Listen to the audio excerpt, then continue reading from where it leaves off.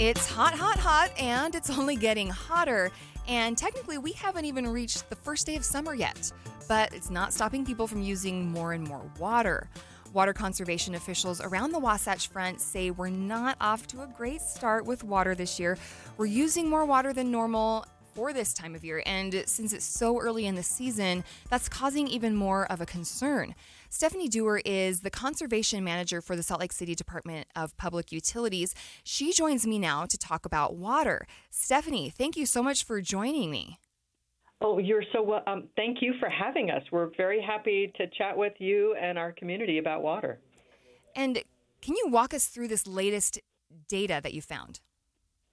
So we look at water use every single day, Britt.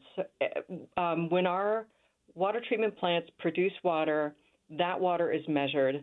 And when water goes through meters, that water is measured. And these are things we look at all the time. But what we've noticed is since early April, we've seen an upward trend in water use compared to the previous 3-year average. So every year when we look at water every day, we compare that water use to a 3-year average. So right now I'm looking at a 22, 23, 24-year average. And our water use has been consistently higher than that average. And we're really using water right now like it's July. And we shouldn't do that. And so is that worrisome about kind of the forecast for the rest of the summer of how much water is going to be actually used? Yeah, one of two things could happen.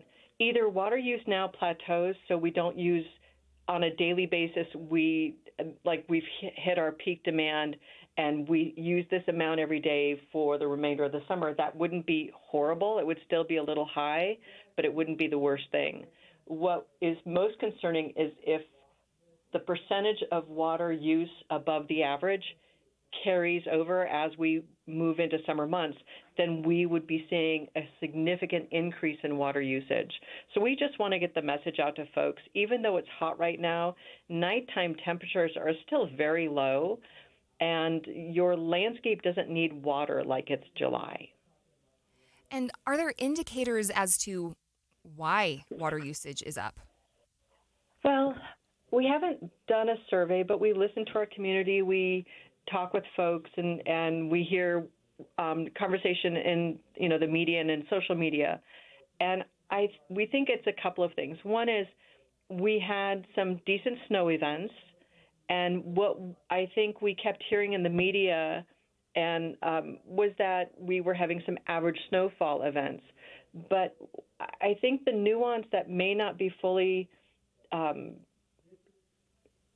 conveyed in a short story would be that when someone says we have average snowpack, that's for that moment in time. That's not for the whole season. So if we're only at 30% of the winter season and we're at average, that doesn't mean we have more than that. It just means, well, given that it's January 15th, this is what we would expect for snow.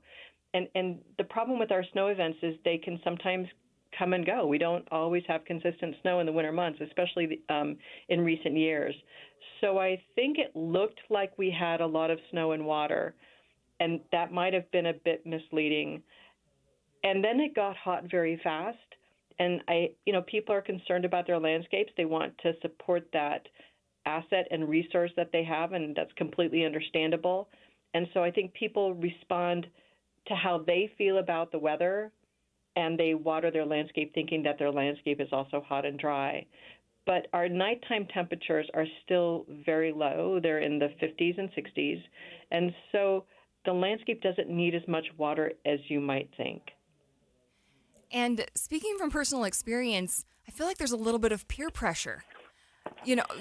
Everyone on the street's lawn looks so nice and green, but I want to be a good person and save water, but then I don't want my yard to look shabby. Do you think that a lot of Utahns can relate to that? Probably, maybe, but what I would mention is that there's a lot of space between bright green and shabby, right?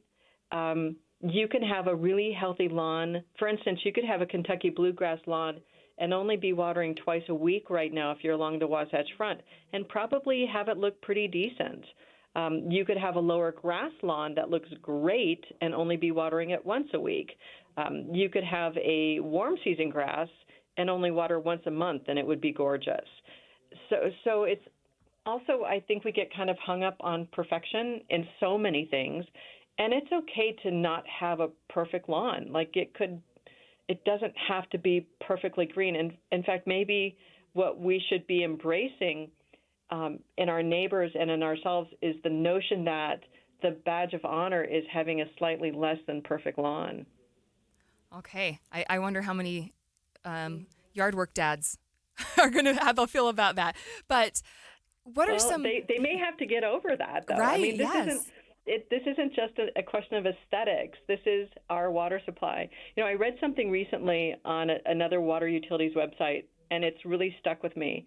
And it was a phrase they used, and it was, water is not just a resource, it's a responsibility. And I think we have a responsibility to ourselves and to each other, to our community, to generations growing up, to be mindful and thoughtful about how we use this precious and limited resource. And even if we had a decent snowfall, we don't know when the next snowfall comes. We don't know when the next rain event comes. So the water that's in the reservoirs, we need to hold that for when we really need it. And we need to be mindful all the time about how we use water because we need to be responsible.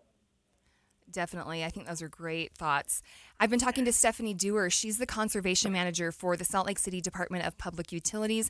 Thanks for joining Midday.